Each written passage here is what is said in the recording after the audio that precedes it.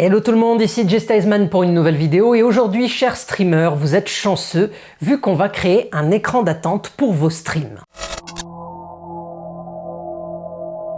Amis streamers, vous êtes bien installés devant votre ordinateur et vous vous préparez à lancer votre live. Mais il y a fort à parier que vous deviez attendre que certaines personnes arrivent avant de commencer votre gameplay de Fortnite, Modern Warfare, Cold War, Zone, Overwatch 2. C'est pour ça que généralement au début d'un stream, vous tombez sur un écran d'attente qui permet d'attendre les viewers avant le début du live. Du coup, dans cette vidéo, je vais vous montrer comment j'ai réalisé cet écran d'attente. Alors, je l'ai réalisé avec le logiciel Adobe After Effects. Si vous ne connaissez pas ce logiciel, vous avez mes deux précédentes vidéos qui peuvent vous aider à comprendre les bases. Vous avez les liens dans la description aussi. Sur ce, passons sur mon setup PC, histoire que je vous montre. Alors, pour que les gens puissent y voir quelque chose, il serait fortement préférable que j'allume la lumière. Alors, on va voir.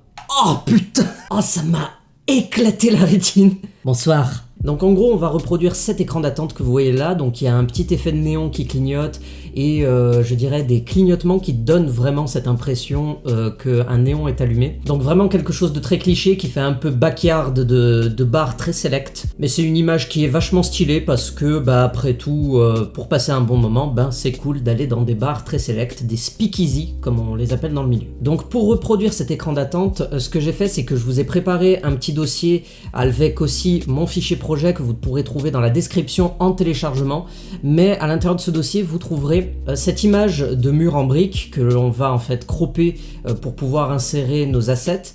Il y aura aussi un fichier qui est en fait le fichier de la police d'écriture que j'ai utilisé pour ce projet. Donc du coup ce que je vais faire, c'est que je vais préparer le projet comme si je partais de rien, histoire de vous montrer comment je l'ai réalisé. Donc d'abord, dans un premier temps, j'ai appuyé sur CTRL-N pour créer une nouvelle composition. Composition que j'ai fait en 1920 par 1080 à 60 images par seconde, histoire de prévoir potentiellement le fait que vous ayez un super débit internet qui vous permette de diffuser en Full HD 1080p 60 images par seconde. Après, je vous montrerai sur OBS comment vous pouvez prendre cet écran et le mettre en boucle, histoire d'avoir un écran d'attente qui fait 7 secondes, ça fera un fichier tout léger, mais qui sera suffisant pour, en fait, pour faire patienter vos viewers. Alors la première chose qu'on va faire, c'est qu'on va prendre notre image d'arrière-plan, donc notre brique.jpeg, et on va l'insérer dans notre composition comme ceci. Et ensuite, en appuyant sur S, je peux voir la propriété échelle de mon calque qui est juste ici, et je peux de cette manière diminuer l'échelle de manière à avoir un cadrage qui me convient. Alors après, il ne faut pas hésiter à bouger le calque. Si vous sentez que dès le départ vous partez sur quelque chose de pas trop mal, vous pouvez garder les valeurs initiales. Moi, en ce qui me concerne, à 76% avec un cadrage comme celui-ci, je pense qu'on va bien se débrouiller. Ensuite, on va faire ce que l'on appelle un étalonnage jour-nuit, c'est-à-dire en gros, on va utiliser des effets qui vont permettre en fait à ce mur de briques d'être moins saturé, de faire comme s'il était plongé dans la pénombre. Donc la première chose qu'on va faire, c'est qu'on va aller voir dans notre fenêtre effets et paramètres prédéfinis qui est juste ici. Si vous n'avez pas cette fenêtre, vous avez juste à aller dans fenêtre, effets et paramètres prédéfinis juste ici. Et en gros, dans ce panneau effet, on va chercher un effet qui s'appelle courbe. Alors pour l'appliquer à notre calque brique.jpeg, tout ce qu'on a à faire, c'est sélectionner le calque et faire un double clic sur l'effet courbe et ça applique automatiquement l'effet. Ensuite, ce qu'on va faire, c'est que comme on fait un étalonnage jour-nuit, on va en fait simuler ce qui se passerait si jamais on avait un décor qui serait plongé dans la nuit. Et quand vous êtes dans un décor nocturne, il faut savoir une chose, c'est que tout ce qui est lumineux du coup s'éteint et tout ce qui est ombragé prend le pas sur l'intégralité des choses qui sont lumineuses. Donc du coup, on va répercuter ça sur la courbe en partant du principe que le point du haut représente nos lumières bien éclatées, bien blanches, et en dessous les ombres qui sont noires. Du coup, on va tuer tout ce qu'on a en lumière en faisant ce mouvement-là avec la courbe et on va peut-être même je dirais, faire en sorte que la courbe sature un peu moins et soit un petit peu plus plate, donc en gros un petit peu plus grisée. Donc du coup, on va faire en sorte que la courbe, hop là, soit à peu près comme ceci. Du coup là, en fait, on a un petit peu moins d'ombres qui sont extrêmement noires et nos lumières sont un petit peu plus tuées, ce qui donne une image un petit peu grisâtre. Ensuite, ce qu'on va faire, c'est qu'on va aller chercher un deuxième effet qui s'appelle niveau, qui est juste ici, qu'on applique directement en dessous de notre effet courbe. Et ce qu'on va faire, c'est qu'on va en fait tuer toutes nos lumières, hop là, juste comme ceci. De cette manière, on a quelque chose de relativement sombre. Vous noterez qu'on a le reste de nos briques qui sont toujours rougeâtres, mais c'est quelque chose qu'on va tuer avec un troisième effet, à savoir l'effet teinte, juste ici. Donc là, on peut dire que nos briques sont quasiment terminées étant donné qu'on a quelque chose qui est encore un petit poil grisâtre, mais si jamais vous sentez que c'est encore un petit peu trop lumineux, vous avez juste à prendre le 3e point de la courbe que vous avez touché tout à l'heure et vous avez juste à jouer avec. Moi en ce qui me concerne, je vais prendre le point intermédiaire et juste le descendre légèrement. Et n'hésitez pas à faire un arrière-plan qui soit bien sombre comme je l'ai fait, tout simplement parce que le néon par-dessus va en fait éclairer ce fond que vous voyez là. Bien, maintenant que notre arrière-plan est prêt, vous allez faire ce que moi j'ai tendance à ne pas faire, mais qui est pourtant primordial. C'est-à-dire que vous allez appuyer sur Entrée et vous allez renommer votre calque pour l'appeler Background. Comme ça, on saura que c'est notre arrière-plan et ça sera quelque chose de relativement propre, hein, n'est-ce pas? Vous allez prendre votre outil de texte et vous allez taper votre texte. Alors moi, ce que j'ai fait, c'est que j'ai fait un titre qui dit Début du stream. Donc du coup, j'ai pris une police d'écriture qui s'appelle Satisfy, que vous trouverez dans le dossier du projet.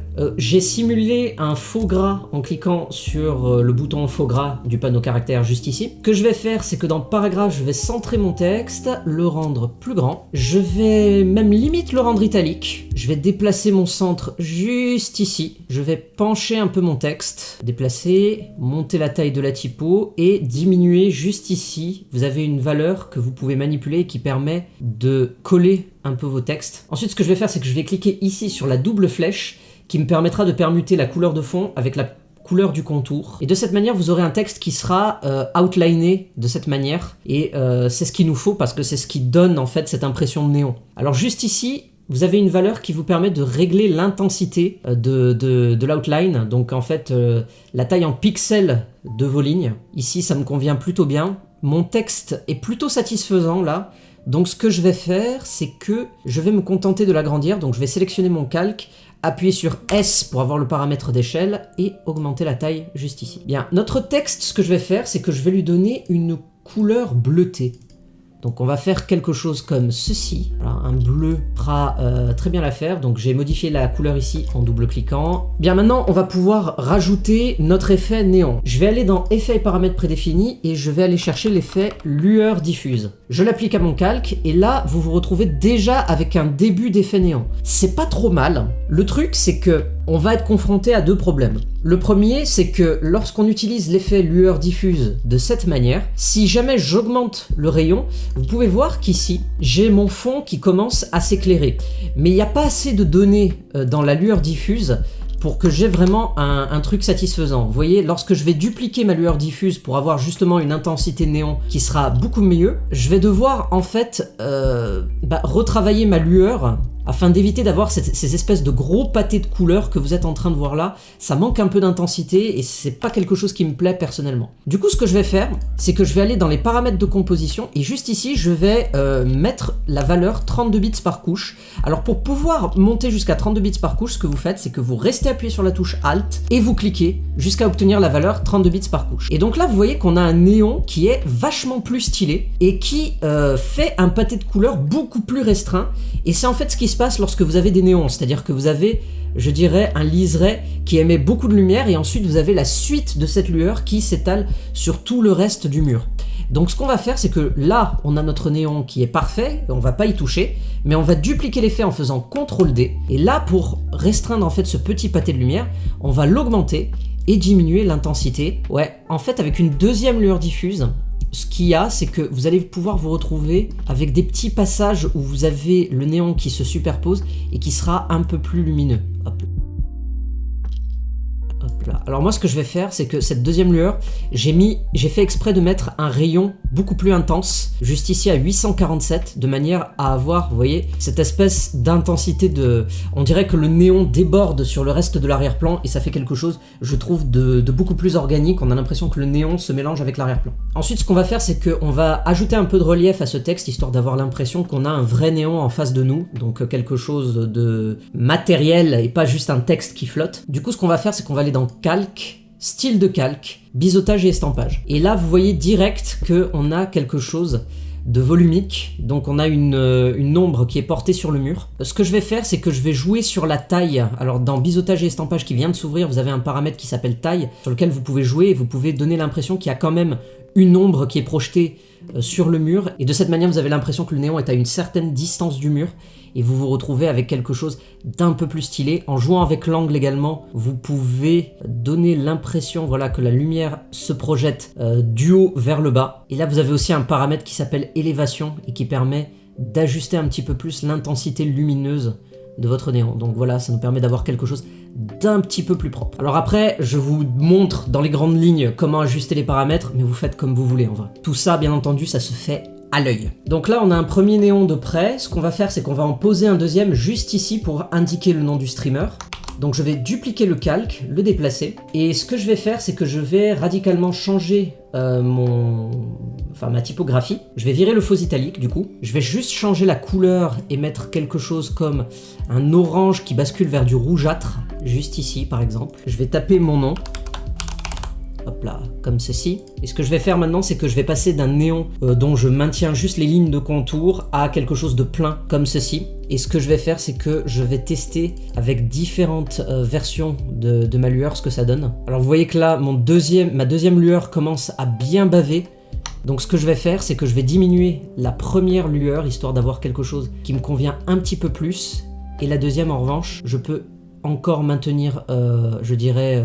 l'intensité de la lueur. Ce qu'il nous faut, c'est quelque chose qui ressemble à peu près à ça, donc avec la deuxième lueur qui correspond à cette zone-là de votre texte, et la première qui sera littéralement le texte en lui-même. Donc je vais jouer comme ça avec cette lueur-là, et ce que je vais faire, c'est que je vais, hop là, juste faire quelque chose d'un peu plus discret, comme ceci. Et je vais ici réduire la distance entre mes lettres de cette manière. Je recale mon centre ici, et je remets mon texte centré, et ensuite S, on diminue la taille, hop là, comme ceci.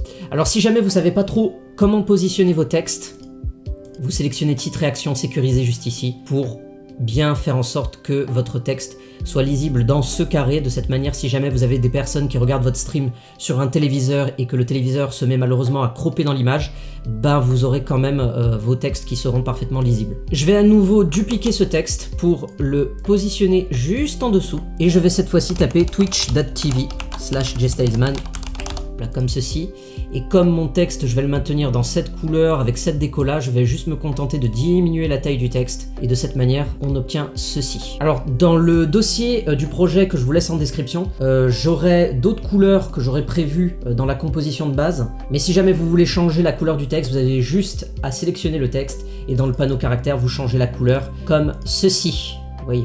Alors ce qu'on va faire maintenant, c'est qu'on va préparer l'animation de ces fameux néons. On va faire comme si ces néons clignotaient. Donc ce que je vais faire, c'est que je vais prendre ce calque début du stream pour pouvoir en fait le faire clignoter de manière très aléatoire, et du coup je vais le dupliquer. Et sur le calque du dessous, donc le calque numéro 4, la version du dessous, je vais désactiver l'intégralité des effets de ce calque. Alors là, j'ai pas l'option qui permet de désactiver les effets. Ce que je vais faire, c'est que je vais appuyer sur le bouton option mode pour pouvoir faire apparaître mes fameux carrés qui permettent entre autres d'activer le flou de mouvement, tout le bordel. Et je vais cliquer sur le bouton FX pour désactiver les effets du calque du dessous. On se retrouve donc avec un effet de texte juste ici, qui est en fait notre néon juste colorisé comme il faut. Et ce qu'on va faire, c'est qu'on va faire comme si ce calque du dessous était notre néon, mais éteint. Et pour ça, ce que je vais faire, c'est que je vais aller dans la couleur de mon calque, juste ici, et je vais changer la couleur de manière à obtenir un espèce de gris anthracite. Donc là, on a l'impression, avec le biseautage que vous voyez là, vous avez juste des zones qui sont un petit peu plus blanches, c'est en fait le reflet du néon.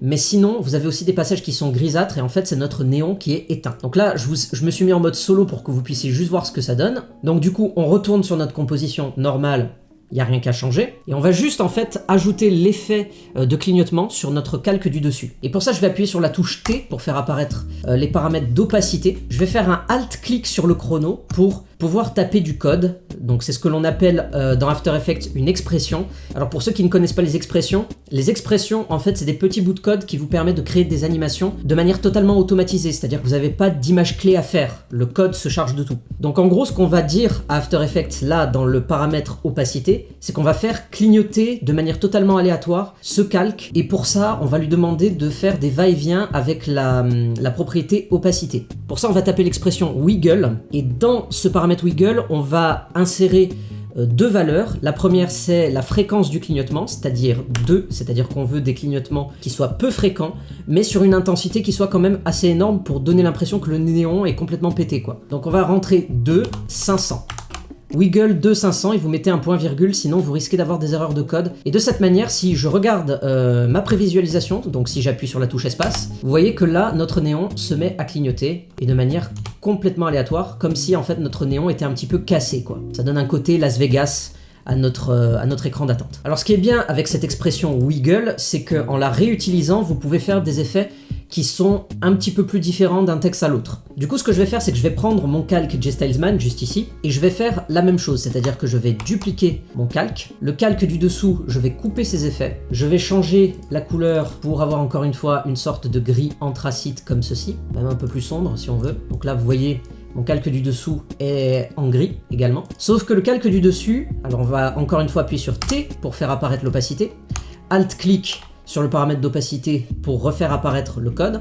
Et on va à nouveau retaper wiggle, parenthèse. Et cette fois-ci, on va faire un clignotement, mais très léger, mais avec une fréquence folle. C'est-à-dire que le néon fonctionne bien, mais on le voit clignoter. C'est comme un néon que vous regarderiez dans la rue avec une enseigne qui clignote en fait. Donc du coup, on va taper 500 pour la fréquence et 20 pour l'intensité. Hop là. Et si vous regardez à nouveau, en zoomant un peu, alors peut-être que vous le verrez mieux. Ah bah vous l'avez même vu là. Mais en gros, on a dans notre prévisualisation, notre calque juste ici, qui se met à clignoter, comme vous le voyez, de cette manière. Voilà, donc là on a terminé notre composition, hein, tout est prêt. Donc voilà la fin de notre prévisualisation, toute finie, donc les 7 secondes que l'on vient de travailler, avec le début du stream qui clignote de manière très aléatoire, et à l'inverse, le JStylesman qui lui est un peu plus régulier, et clignote avec une fréquence folle, donc le fameux effet de néon, qui est créé juste ici.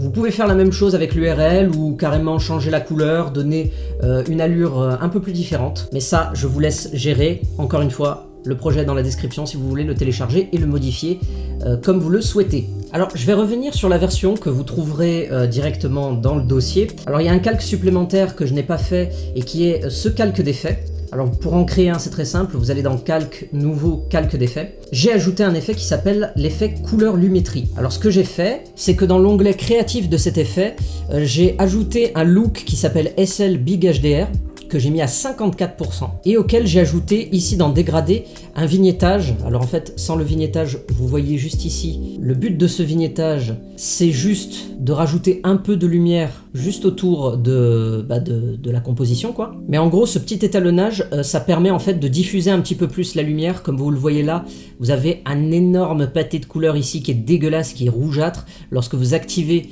cet étalonnage, vous voyez que on voit un petit peu plus le tracé des lettres directement dans la lueur. Donc ça donne quelque chose d'un poil plus réaliste, mais après vous êtes libre de jouer avec cet étalonnage couleur lumétrique comme vous le souhaitez. Et de la même manière, vous pouvez aussi changer la couleur des textes, donc juste ici, et mettre quelque chose de violet par exemple. Donc voilà pour le weight screen Twitch. Ce que je vais faire, c'est que je vais exporter ça rapidement et vous montrer comment l'installer directement sur OBS. Donc pour ça, je vais aller dans Composition et je vais ajouter ma composition à la file d'attente Adobe Media Encoder. Alors, selon si vous avez pris la décision d'avoir juste After Effects ou Adobe Premiere en même temps, vous pouvez avoir ce logiciel qui est Adobe Media Encoder, qui est un logiciel qui sert exclusivement à faire des rendus. Juste ici, on va changer le codec et on va utiliser le codec WebM qui est juste ici. Si vous n'avez pas ce choix, je vous renvoie à ma vidéo précédente pour créer des overlays qui en fait vous montrera comment exporter des overlays pour les préparer sur OBS. Fichier WebM qui est selon moi le meilleur choix de format de fichier pour réaliser des designs animés pour Twitch et pour le graphisme sur OBS en général. Alors dans la préconfiguration, vous avez ici personnalisé, on va changer quelques paramètres à l'intérieur histoire de faire en sorte que notre composition ne lag pas une fois qu'on la ajoutera sur OBS. Donc on vérifie ici qu'on a bien 1920 par 1080, 60 images par seconde. Donc ici en field type, assurez-vous que vous avez bien none, sinon vous allez avoir de l'entrelacement sur votre vidéo, ça sera bien dégueulasse. Et ici on va garder en réglage le codec VP9 en qualité constante à 50%, ça suffit